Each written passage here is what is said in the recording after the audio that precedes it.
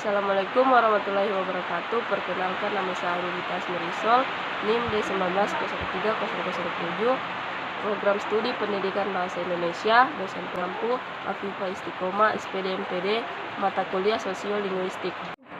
Baiklah, saya akan menjelaskan tentang terjadinya variasi bahasa dan jenis bahasa. Sebuah bahasa mempunyai sistem dan subsistem yang dipahami sama oleh semua penutur bahasa itu. Namun karena penutur bahasa tersebut meski berada dalam masyarakat tutur tidak merupakan kumpulan manusia yang homogen, maka wujud bahasa yang konkret yang disebut parole menjadi tidak seragam. Bahasa tersebut menjadi bahasa yang beragam dan bervariasi. Terjadinya keragaman atau variasi bahasa ini bukan hanya disebabkan oleh para penuturnya yang tidak homogen, tetapi juga karena kegiatan interaksi sosial yang mereka lakukan sangat beragam. Kemudian variasi bahasa dari segi penuturnya terbagi atas 4 bagian, yaitu yang pertama idiolek, yaitu variasi bahasa yang bersifat perseorangan. Menurut konsep idiolek, setiap orang mempunyai variasi bahasanya atau idioleknya masing-masing. Variasi idiolek ini berkaitan dengan warna suara, pilihan kata, gaya bahasa, susunan kalimat dan sebagainya. Melalui warna suara yang khas, apabila kita telah mengenal seseorang yang baik, maka walaupun kita tidak terlihat langsung orang yang berbicara, namun kita dapat mengenali orang tersebut hanya dari warna suaranya. Kedua, dialek, yaitu variasi bahasa dari sekelompok penutur yang jumlahnya relatif, yang berada pada suatu tempat, wilayah, atau area tertentu.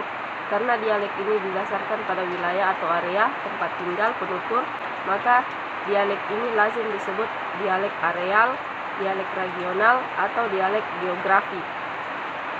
Ketiga, kronolog atau dialek temporal, yaitu variasi bahasa yang digunakan oleh sekelompok sosial pada masa tertentu. Keempat, sosiolek atau dialek sosial, yaitu variasi atau ragam bahasa yang berkenaan dengan status sosial, golongan, dan kelas sosial. Kemudian variasi bahasa dari segi keformalannya terbagi atas. Pertama adalah ragam buku jurnalistik, yaitu variasi bahasa yang bersifat sederhana, komunikatif, dan ringkas. Sederhana karena harus dipahami dengan mudah. Yang kedua, ragam bahasa militer, yaitu variasi bahasa yang bersifat tegas sesuai dengan tugas dan kehidupan kemiliteran yang penuh dengan disiplin dan instruksi. Yang ketiga, ragam bahasa ilmiah, artinya variasi bahasa ilmiah bersifat lugas, jelas, dan bebas dari kebingungan, serta segala macam metafora dan idiom. Keempat, ragam bahasa register, yaitu ragam bahasa yang berkaitan dengan masalah dialek. Kalau dialek berkenaan dengan bahasa itu digunakan oleh siapa, di mana, dan kapan, maka register berkenaan dengan masalah bahasa itu digunakan untuk kegiatan apa. Kemudian jenis-jenis bahasa. Yang pertama, bahasa nasional adalah sebuah sistem linguistik disebut sebagai bahasa nasional, seringkali juga disebut sebagai bahasa kebangsaan karena sistem linguistik itu diangkat oleh suatu bangsa dalam arti kenegaraan sebagai salah satu identitas kenasionalan bangsa itu. Yang kedua, bahasa resmi adalah sebuah sistem linguistik yang ditetapkan untuk digunakan dalam suatu pertemuan seperti seminar, konferensi, rapat, dan sebagainya. Yang ketiga, bahasa negara adalah sebuah sistem linguistik yang secara resmi dalam Undang-Undang Dasar sebuah negara ditetapkan sebagai alat komunikasi resmi. Yang keempat, bahasa persatuan, yaitu ada pengakuan satu sistem linguistik sebagai bahasa persatuan dilakukan oleh suatu bangsa dalam kerangka perjuangan, di mana bangsa yang berjuang itu merupakan masyarakat yang multilingual. Jenis bahasa berdasarkan tahap pemerolehannya.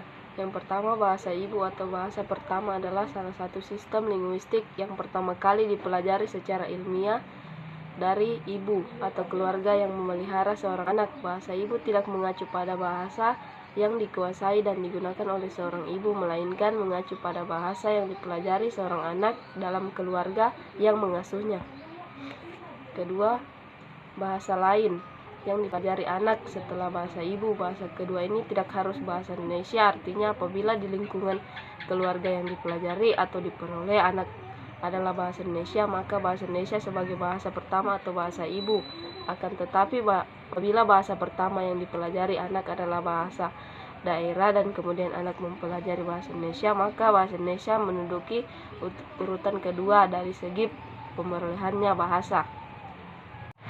Yang ketiga, bahasa asing adalah selalu merupakan bahasa kedua bagi seorang anak. Penamaan bahasa asing bersifat politis, yaitu bahasa yang digunakan oleh bangsa lain seperti halnya bahasa Arab, bahasa Prancis. Sekian dari saya, lebih dan kurangnya mohon dimaafkan. Wabillahi muwaffiq ila aqwamit thoriq. Assalamualaikum warahmatullahi wabarakatuh.